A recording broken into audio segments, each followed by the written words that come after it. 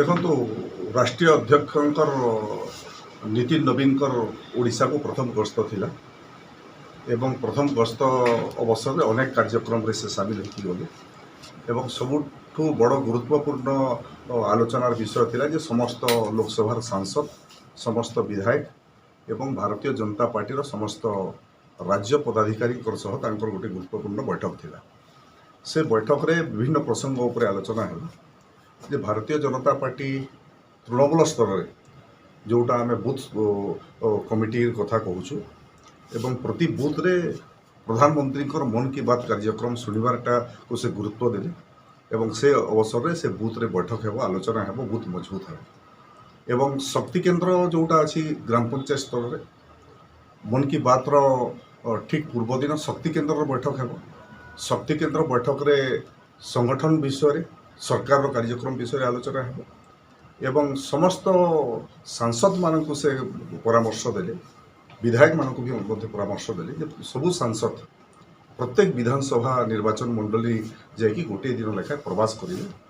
विधायक मानक समन्वय रक्षा करिकी राज्य केंद्र सरकार विकासमूलक योजनार विभिन्न कार्यक्रम में से सामिल है एवं राज्य पदाधिकारी मानक मध्य आदेश देले जे संगठन जो तृणमूल स्तर संगठन कार्यक्रम सब अच्छी कि बूथ लेवल पर्यंत शक्ति केन्द्र मंडल जिला स्तर में कार्यक्रम को जो त्वरान्वित हो प्रत्येक राज्य पदाधिकारी मध्य जिला गस्त करेंगे जिले में प्रवास करेंगे एवं ये कार्यक्रम समन्वय रक्षा करके संगठन को मजबूत करेंगे एवं भारतीय जनता पार्टी से एक कथा कहले जे प्रथम थर पर आम निर्वाचन में जीतीचु एवं आसंता 2029 निर्वाचन सबुथुरु महत्वपूर्ण है। प्रथम जीतिकी आसवाटा सहज हुए द्वितीय निर्वाचन जीतवाटा कठिन हुए एवं जदि ठीक ढंग से जो डबल इंजिन सरकार मोदी जी सरकार जो ढंग से काम करुँची एवं अतीत में आम गुजरात लंबा समय धरिक शासन करुँ मध्यप्रदेश में छत्तीसगढ़ में विभिन्न अंचल और पश्चिम बंगाल एथर प्रथम थर लगे आम सरकार आसला जदि ठीक ढंग से शासन प्रक्रिया चलो लोकंकर आशा भरसा विश्वास आम जीतवा ताहेले निश्चित रूपे ओडिशा रे मध्य 25 वर्ष पर्यंत भारतीय जनता पार्टी सरकार है 2036 रे ओडिशा राज्य जो प्रतिष्ठा 100 वर्ष पूर्ति है समृद्ध ओडिशा गठन 2047 रे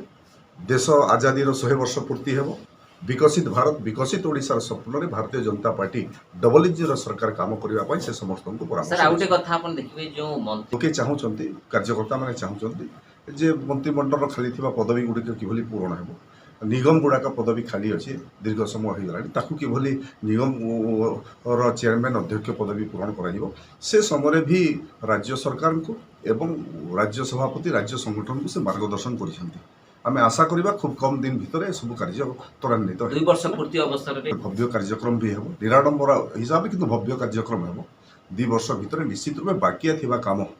पूर्णांग करने भारतीय जनता पार्टी राज्य इकाई संकल्प नहीं सारी।